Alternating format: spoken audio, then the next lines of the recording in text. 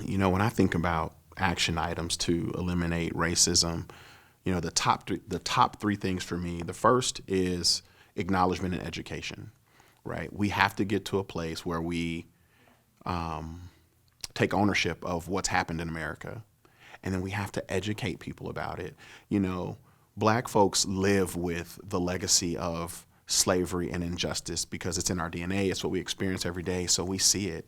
But white people don't have to have that experience. They don't live with it.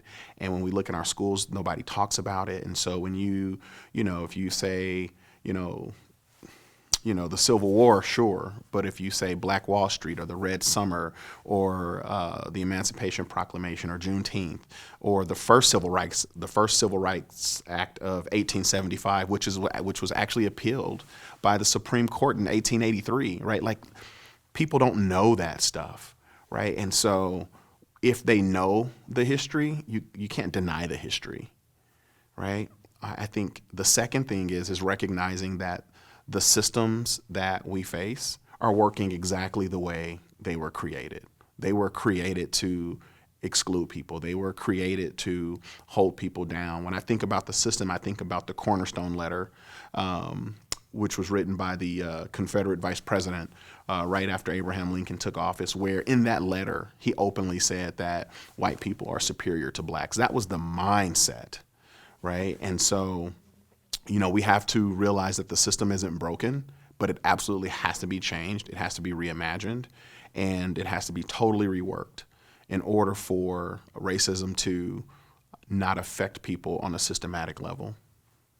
And then I think third is everybody has to use their voice. And I think that Black folks need to have the space to tell their story and a space to be heard and a space to feel safe and feel valued.